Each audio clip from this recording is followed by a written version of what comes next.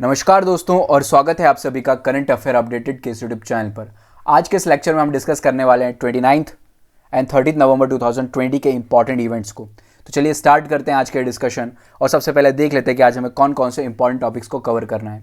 आज सबसे पहले हम डिस्कस करेंगे कॉन्स्टिट्यूशन डे के बारे में, इसके बाद हम डिस्कस करेंगे एंटी डिफेक्शन लॉ के बारे में, उसके बाद we will discuss about brain fingerprinting के बारे में। तो चलिए आज का इस लेक्चर की शुरुआत करते हैं। और उससे पहले एक इंपॉर्टेंट इन्फॉर्मेशन है आप लोगों के लिए, अगर आप में से कोई भी इस लेक्चर के पीडीएफ नोट्स चाहता है तो हमारा व्हाट्सएप ग्रुप ज्वाइन कर सकता है। व्हाट्सएप ग्रुप आपको कैसे ज्वाइन करना है इसके बारे में आपको इन्फॉर्मेशन इस वीडियो के डिस्क्रिप्शन बॉक्स में मिल जाएगी। तो चलिए स्टार्ट करते हैं आज का ये लेक्चर और सबसे पहले डिस्कस करते हैं पहला आर्टिकल जो कि है द कॉन्स्टिट्यूशन डे से रिलेटेड। आप सभी को पता होगा इंडिया हर साल 26 नवंबर को क्या मनाता है, अपना कॉन्स्टिट्यूशन डे मनाता है। ठीक है, क्या हुआ था 26 नवंबर को? तो इस दिन क्या किया गया था? कॉन्स्टिट्यूशन को अडॉप्ट किया गया था। ऑलराइट, ठीक है, ये जो हमने कॉन्स्टिट्यूशन डे सेलिब्रेट किया है ये 71st कॉन्स्टिट्यूशन डे है। ऑलराइट, यानी कि कॉन्स्टिट्यूशन को अडॉप्ट किए हुए 71 ईयर्स कंप्लीट हो चुके हैं। ऑलराइट, चलिए कुछ और बेसिक पॉइंट्स के बारे में डिस्कस करते हैं। संविधान दिवस या फिर कॉन्स्टिट्यूशन डे को क्या बोला जाता है? नेशनल लॉ डे के नाम से भी इसको जाना जाता है। ठीक है, जैसा कि मैंने आपको बताया इसी दिन 26 नवंबर 1949 में क्या किया गया था? कॉन्स्टिट्यूशन असेंबली में कॉन्स्टिट्यूशन को अडॉप्ट किया था। ठीक है ना, और 26 जनवरी 1950 को कॉन्स्टिट्यूशन को फाइनली कॉन्स्टिट्यूशन जो है हमारा इनफोर्स में आ गया था। ऑलराइट, ठीक है, इस बात का डिसीजन कि इंडिया जो है कॉन्स्टिट्यूशन डे को सेलिब्रेट करेगा हर साल, ये डिसीजन लिया था ministry of social justice and empowerment ने।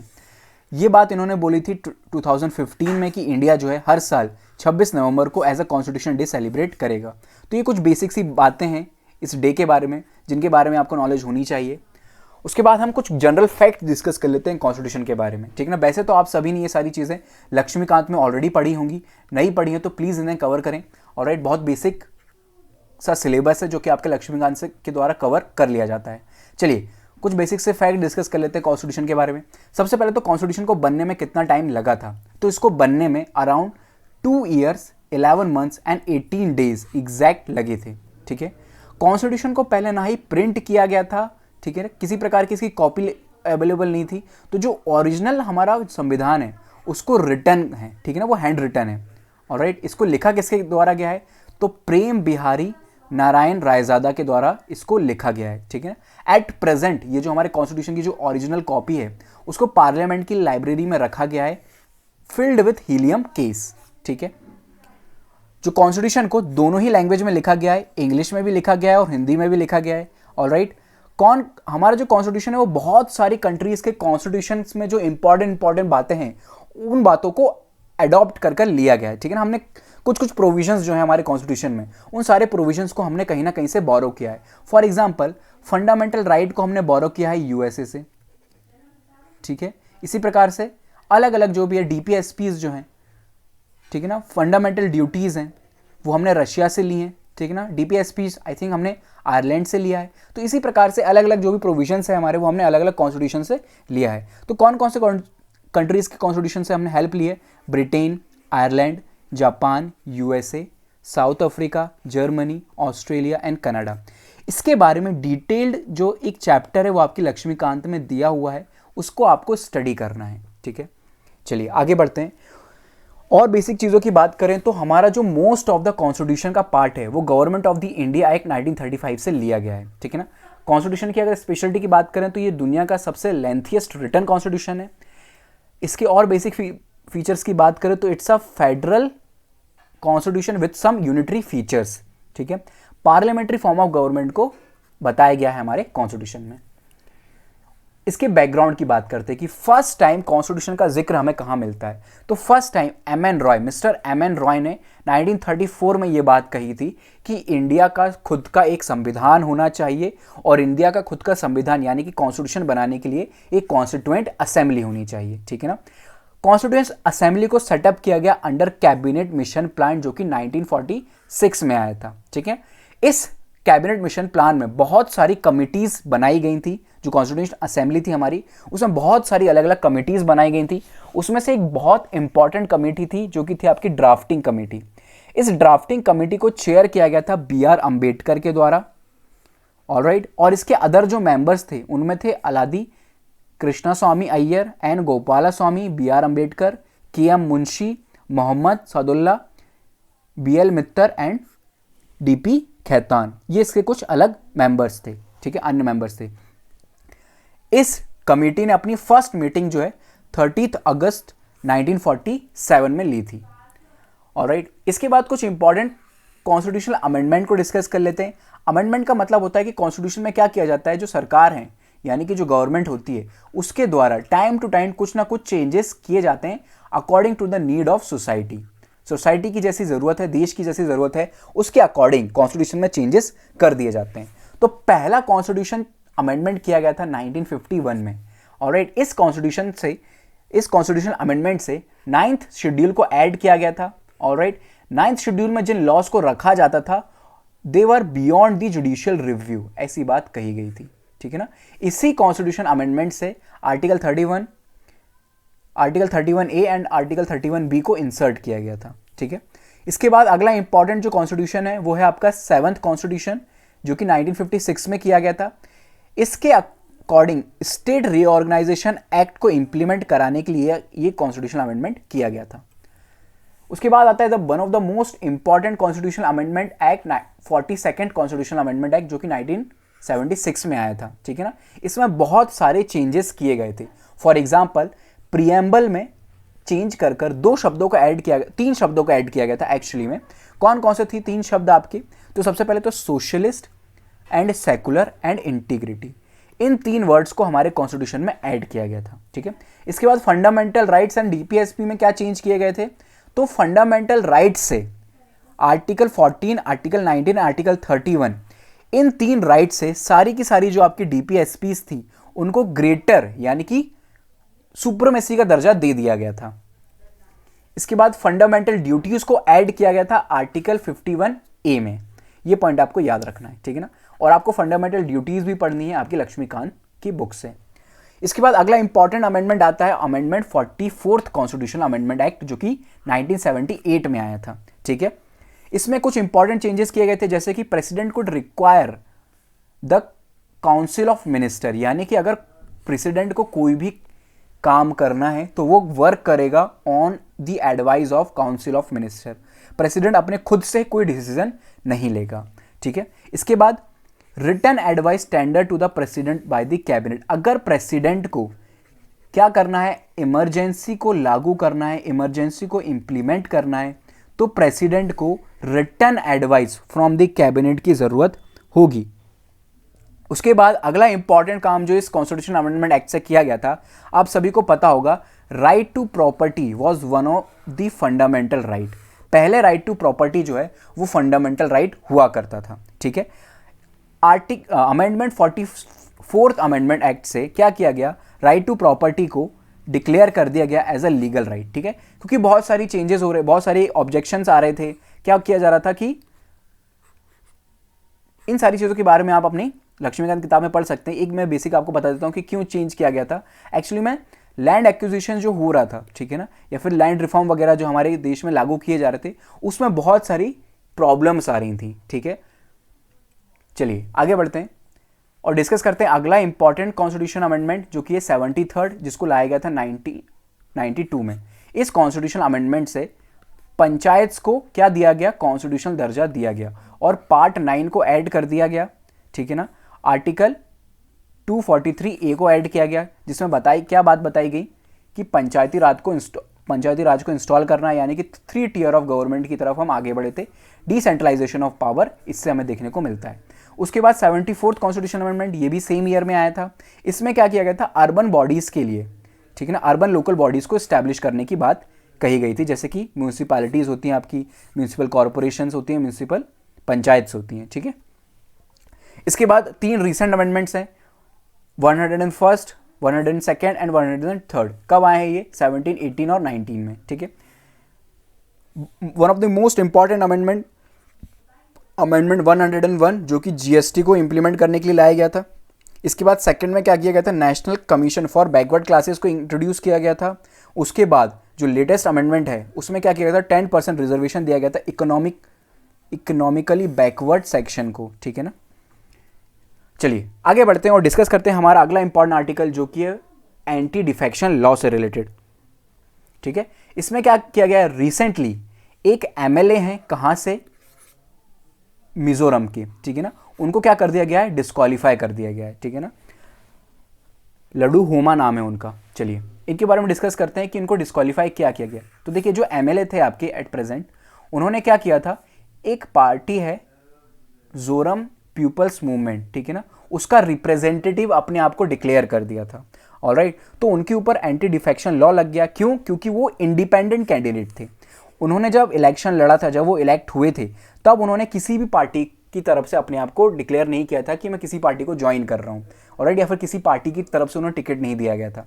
वो इंडिपेंडेंट लड़े थे, इंडिपेंडेंट इलेक्शन उन्होंने फाइट किया और फिर वो जीत भी गए, तो वो इंडिपेंडेंट कैंडिडेट कहलाए। ऑलराइट, अब उन्होंने क्या किया, एक पार्टी को ज्वाइन कर लिया है, तो उनका जो इंडिपेंडेंट वाला स्टेटस था वो हट गया, उसी कारण उनको डिस्क्वालीफाई कर दिया गया, ठीक है ना।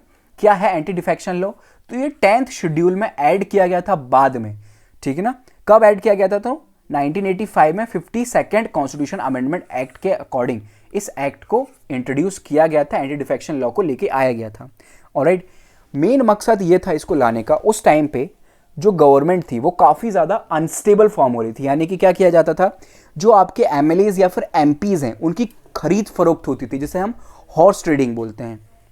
ऑलराइट, उसमें क्या हुआ करता था, फॉर एग्जाम्पल एक कैंडिडेट है, वो हम मान लीजिए वो बीजेपी से फाइट करता है इलेक्शन, वो इलेक्शन जीत जाता है, उसके बाद वो क्या करेगा, वो जाके कांग्रेस को ज्वाइन कर लेगा, ठीक है ना। ऑलराइट, तो इस प्रकार की बहुत सारी एक्टिविटीज़ देखने को मिल रही थी, तो इन एक्टिविटीज़ को रोकने के लिए इस लॉ को लेके आया गया था, ठीक है। इसमें क्या किया जाता है, अगर कोई व्यक्ति क्या करता है, इलेक्ट होने के बाद अपनी पार्टी चेंज कर लेता है, तो उसके ऊपर एंटी डिफेक्शन लॉ लागू हो जाएगा और उसको अपनी सीट जो है वो छोड़नी पड़ेगी, चाहे वो एमपी हो या एमएलए हो। ऑलराइट, कौन कौन से मेंबर्स जो हैं वो डिस्क्वालीफाइड हो सकते हैं इस एक्ट के अकॉर्डिंग। सबसे पहले तो क्या करे, वो वॉलंटरीली गिव अप कर दे अपनी मेंबरशिप, खुद से जाके क्या करे, रेजिग्नेशन दे दे। ऑलराइट, उसके बाद वो क्या करे, अगला जो इंपॉर्टेंट रीजन है डिस्क्वालिफिकेशन के लिए बनता है वो है कि अगर वो अपनी पार्टी के डिसीजन के अगेंस्ट जाता है, ठीक है ना। पार्टी फॉर एग्जांपल किसी बिल को लेकर क्या चल रहा है, पार्लियामेंट में वोटिंग चल रही है, ठीक है ना, तो उसकी पार्टी ने बोला है कि हमें इस बिल के सपोर्ट में आप सभी को अपना वोट देना है। और वो क्या करता है, एमपी या फिर एमएलए जो भी है वो इस एक्ट के अपोज में अपना वोट देता है, ठीक है ना। तो क्या लगेगा कि वो अपनी पार्टी के डिसीजन के अगेंस्ट गया, उसको हटाया जा सकता है, ठीक है ना। ये ग्राउंड बन सकता है डिस्क्वालिफिकेशन के लिए। उसके बाद अगर इंडिपेंडेंट कैंडिडेट है, वो अगर किसी पॉलिटिकल पार्टी को ज्वाइन कर लेता है तो उसकी भी मेंबरशिप चली जाएगी। उसके साथ ही साथ अगर कोई नॉमिनेटेड मेंबर है, आपको पता होगा राज्यसभा और लोकसभा में कुछ मेंबर्स ऐसे होते हैं जिनको नॉमिनेट किया जाता है, आपके एमएलएज भी होते हैं, कुछ स्टेट लेजिस्लेटिव असेंबली में भी 1 या 2 सीट जो होती है वो एंग्लो इंडियंस के लिए रिजर्व होती हैं। अगर ऐसा कोई व्यक्ति है, ठीक है, जो क्या होता है नॉमिनेटेड मेंबर है, उसके बाद क्या करता है, वो join a party 6 month after becoming the member of legislature, तो क्या कर सकता है, वो डिस्क्वालीफाई किया जा सकता है, ठीक है ना। हाउएवर लेजिस्लेचर में charge there party without the risk of disqualification in certain circumstances, यानी कि कुछ ऐसे एक्सेप्शन भी दिए गए हैं इस लॉ में, तब डिस्क्वालिफिकेशन का एंटी डिफेक्शन लॉ काम नहीं करेगा। कब? जब पार्टी के मर्जर की बात हो। ऑलराइट, फॉर एग्जाम्पल हम एग्जाम्पल समझते हैं, मान लीजिए एक पार्टी के 30 एमएलए जो हैं, ठीक है ना, वो कौन सी पार्टी के हैं, वो कांग्रेस पार्टी के हैं, ठीक है। और ये क्या करते हैं, 30 एमएलएज में से इसके 2/3 कितना होगा 30 में से, इसका अगर हम 2/3 निकालें तो हमारा जाएगा 20 एमएलएज, ठीक है ना। अगर ये 20 एमएलएज जाकर किसी और पार्टी को ज्वाइन कर लेते हैं, ठीक है ना, या मर्जर कर लेते हैं, ठीक है, तब इन एमएलएज के ऊपर किसी भी प्रकार का एंटी डिफेक्शन लॉ नहीं लगेगा, ये बात बोली गई है। और जो बाकी के 10 एमएलए बच गए उनके ऊपर भी एंटी डिफेक्शन लॉ नहीं लगेगा, ठीक है। ऑलराइट, अब अगली बात, जो डिसीजन लेगा डिस्क्वालिफिकेशन का वो किसके द्वारा लिया जाता है, presiding officer of the house, ठीक है। ऑलराइट, लेकिन presiding officer of the house जो होगा उसका डिसीजन फाइनल नहीं होगा, उसके डिसीजन को आगे चैलेंज किया जा सकता है सुप्रीम कोर्ट में, ठीक है। अगर स्टेट में हुआ है तो हाई कोर्ट में। ऑलराइट, इससे लेकर कुछ रिकमेंडेशन भी दी गई हैं अलग अलग कमिटीज़ की। For example Dinesh Goswami committee ने क्या रिकमेंडेशन दी थी अपनी, उसने ये बात बोली थी a member voluntary give ups the membership of his political party, इसको डिस्क्वालिफिकेशन का ग्राउंड नहीं बनाना चाहिए। उसके साथ ही साथ यानी कि यहीं तक होना चाहिए, माफ़ कीजिएगा, डिस्क्वालिफिकेशन ग्राउंड जो है सिर्फ यही होना चाहिए कि अगर एक व्यक्ति जो है अपनी खुद से जो मेंबरशिप होती है वो उसको दे देता है, रिज़ाइन कर देता है। ऑलराइट, उसके बाद अगला ग्राउंड क्या होना चाहिए, अगर विप जारी कर दिया गया हो किसी पार्टी की तरफ से। विप यानी कि हर पार्टी का एक विप होता है। ऑलराइट, एक व्यक्ति होता है, वो ये बोलता है कि हमें जो है कल सभी को आकर यस की तरफ वोटिंग करनी है। कोई भी एक्ट अगर पास हो रहा है, पार्लियामेंट में है, तो आपको जाकर वहाँ पे अपनी वोटिंग यस में देनी है, ठीक है ना। अगर वो उसके अगेंस्ट जाता है तब एंटी डिफेक्शन लॉ लागू होना चाहिए। ऑलराइट, फिर लॉ कमीशन की भी कुछ रिकमेंडेशंस हैं। क्या रिकमेंडेशंस हैं, provision which exempt split and merger from the disqualification to be deleted. अगर स्प्लिट या फिर मर्जर के केस आता है तब वहाँ पर डिस्क्वालिफिकेशन में क्या किया गया है, एग्जेम्पशन दिया हुआ है, इस वाले प्रोविज़न को हटा देना चाहिए। यानी कि अगर कोई स्प्लिट करता है, मर्ज करता है, तब वो भी किसके अंडर आना चाहिए, एंटी डिफेक्शन लॉ के अंडर आना चाहिए, ठीक है। उसके बाद प्री पोल जो अलाइंसेस फॉर्म होती हैं, एग्जाम्पल अगर मैं आपको रिसेंटली दूँ, महाराष्ट्र में जैसा हुआ था, क्या हुआ था, शिवसेना और बीजेपी जो है वो साथ में ही उन्होंने इलेक्शन कंटेस्ट किया था। इलेक्शन जैसे ही हुआ, रिजल्ट आया, रिजल्ट के बाद क्या किया, शिवसेना ने बीजेपी से दूर चली गई और कांग्रेस के साथ फॉर्म कर गवर्नमेंट बना ली। ऑलराइट, तो लॉ कमीशन ने ये रिकमेंडेशन दी है कि जो प्रीपोल अलायंस होती हैं उनको एक सिंगल पार्टी की तरह ट्रीट होना चाहिए और एंटी डिफेक्शन लॉ के अंडर आना चाहिए, ठीक है। फिर political parties should limit assurance of whips to instances only when the government is in danger, ठीक है ना। यानी कि विप तभी जारी होना चाहिए तब क्या हो, जब गवर्नमेंट खतरे में हो, तभी आपको विप जारी करना चाहिए। ऑलराइट, नॉर्मल जो बिल्स और या फिर एक्ट वगैरह पास होते हैं उसमें आपको विप जारी नहीं करना चाहिए। यानी कि जो एमपी या फिर एमएलए है वो इंडिपेंडेंट होना चाहिए थोड़ा सा। ऑलराइट, उसको अगर ऐसा लगता है कि जो बिल मेरी पार्टी के द्वारा लाया गया है वो गलत है, तो वो उसके अगेंस्ट में जाकर भी वोटिंग कर सकता है, ठीक है। उसके बाद इलेक्शन कमीशन के पास ये बात होनी चाहिए, डिसीजन जो है वो इलेक्शन कमीशन के द्वारा लिया जाना चाहिए, फाइनल डिसीजन डिस्क्वालिफिकेशन से रिलेटेड, और प्रेसिडेंट और गवर्नर जो है उस डिसीजन को बाइंडिंग होना चाहिए उनके ऊपर, है ना। एट द एंड कौन डिस्क्वालीफाई करता है, प्रेसिडेंट और गवर्नर ही डिस्क्वालीफाई करता है, लेकिन जो इलेक्शन कमीशन है उनको एडवाइस देनी चाहिए और उनकी एडवाइस जो है वो बाइंडिंग होनी चाहिए प्रेसिडेंट और गवर्नर के ऊपर। चलिए आगे बढ़ते हैं और डिस्कस करते हैं हमारा आज का लास्ट आर्टिकल, जो कि है ब्रेन फिंगरप्रिंटिंग से रिलेटेड। रिसेंटली न्यूज़ में इसलिए आया है क्योंकि हाथरस रेप केस में जो अक्यूज्ड थे वो ब्रेन फिंगरप्रिंटिंग की प्रोसेस के अंडर जाएंगे, ठीक है ना। यानी कि उनको इंक्वायरी की जाएगी इस प्रोसेस का यूज़ करके, ठीक है ना। क्या होती है ये, इसके बारे में कुछ डिस्कस कर लेते हैं। देखिए, इसका फुल फॉर्म पूरा नाम होता है brain electrical oscillation signature profiling, ठीक है।